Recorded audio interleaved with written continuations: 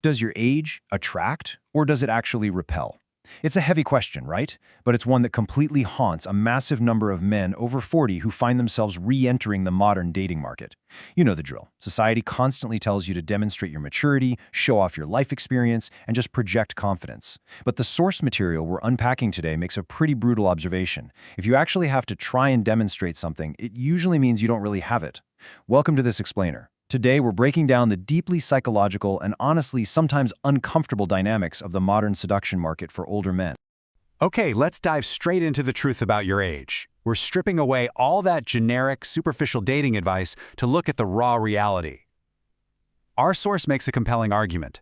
The moment you cross that 40-year mark, your age becomes one of two things. It is either an undeniable, highly competitive asset that naturally draws people in, or it is a heavy, suffocating liability that pushes them away before you even speak a single word.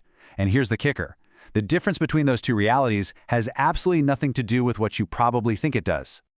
So, this requires a major paradigm shift. Section 1, presence versus the waller. 300. That is exactly how many milliseconds it takes a 26-year-old woman's brain to subconsciously evaluate a candidate when she walks into a room. Think about that. It happens entirely beneath the surface, in literally a fraction of a second. So what exactly is her brain scanning for in that impossibly tiny window of time? Well, here's where we run into the biggest trap out there, the comforting lie. It's this pervasive myth that women are automatically seeking an older provider who comes with a full wallet and a stable resume. Our source completely neutralizes this idea. Why? Because a woman who is attracted to a bank account isn't actually attracted to you as a person. She's attracted to the possibilities you provide. It's a transaction. An arrangement. It's not genuine desire. If you're relying on your wallet to do the heavy lifting, you've literally lost the game before it even begins. So what is her subconscious actually pricing at a premium during those 300 milliseconds? It's one thing. Presence. It's the gravity of a man who sits at his table as if he has already won in life. He doesn't need to be the loudest guy in the room because he is his own center of gravity. He holds his history in his face and he knows how to lose with grace. And the absolutely crucial takeaway here is that true presence takes decades to build. It's a non-fungible competitive advantage. You can't fake it with some 3-day online coaching course, and no 22-year-old at the gym can just go out and buy it. But as we know, age is a double-edged sword. Let's move to the next section and see how this builds into the dark side of growing older. Section 2, the scent of supplication. I want you to imagine two 45-year-old men walking into the exact same bar, with the exact same amount of money in the bank. First, picture the man at peace. He walks in, orders a drink simply, and observes the room calmly, almost like a tourist just taking in his own city. Now contrast that with the second man, the one radiating supplication. His energy is jagged, frantic. He walks in constantly scanning the room for validation. His shoulders are raised, and he's flashing this exaggerated, entirely fake smile.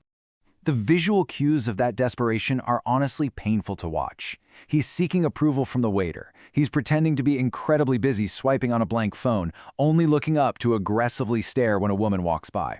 Our source notes something fascinating here. A 45-year-old's anxiety is actually far worse than a 22-year-old's. Why? Because by 45, that anxiety is heavily disguised as a need for revenge. It's this quiet, desperate need to prove to his ex or his friends that he still has it. And in less than a second, the woman's subconscious processes all of that frantic, jagged energy and delivers a single fatal conclusion. This man isn't here for me, he's here for himself. Without him ever opening his mouth, she has completely discarded him. He is just radiating the scent of supplication. So the crucial point we need to get to is how do you ensure you project peace and not that desperate supplication? This brings us to Section 3, the power of peace. The core differentiator that completely changes a man's aura. Let's break this down systematically. An age that attracts is built entirely on a foundation of peace and calmness. This man has already won the match before he even left his house. Conversely, an age that repels is fueled by necessity, rushing, and that hidden desire for revenge we talked about. That man starts the night already losing 3-0. The real difference between these two men isn't in the wrinkles on their faces or the black cards in their wallets, it is entirely in their internal state. The man at peace carries his past entirely differently. Sustaining a 20-year career, raising children, surviving a deeply painful divorce.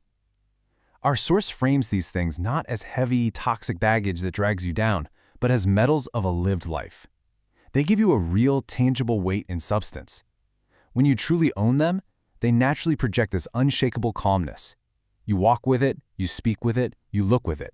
Which brings us to an incredibly powerful, undeniable truth. Age amplifies what is inside. Biology simply cannot be faked. If you have done the work and have deep-seated peace, your age will act as a magnifying glass, broadcasting that quiet strength to everyone in the room. But if you are carrying around hidden desperation, well, your age will amplify that too, screaming it across the bar for everyone to hear.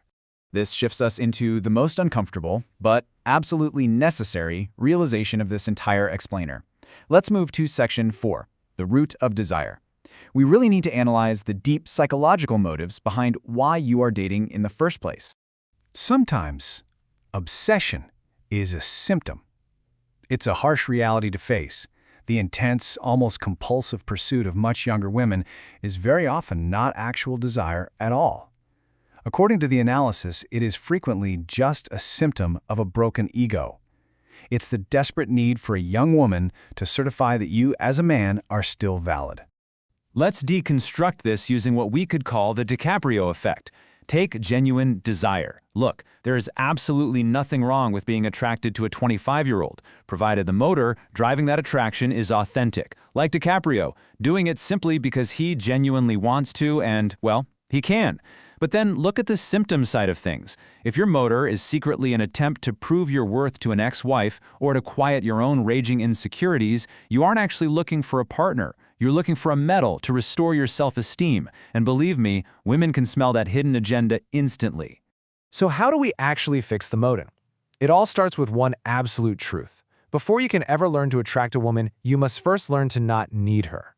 True maturity requires doing the deep, internal emotional work so that your personal happiness is completely independent of whether or not a woman replies to your text message.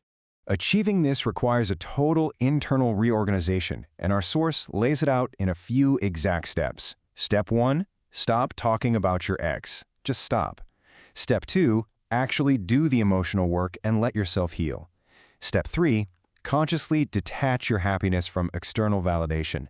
And Step 4, just go out and talk to women of all ages without any hidden agenda whatsoever. Do it just to remind yourself that dating isn't life or death. It's just human interaction. This is exactly how you clear away that stench of desperation. Because the truth is, you are not broken. Coming out of a 10-year marriage or a long, exhausting relationship does not take you out of the game.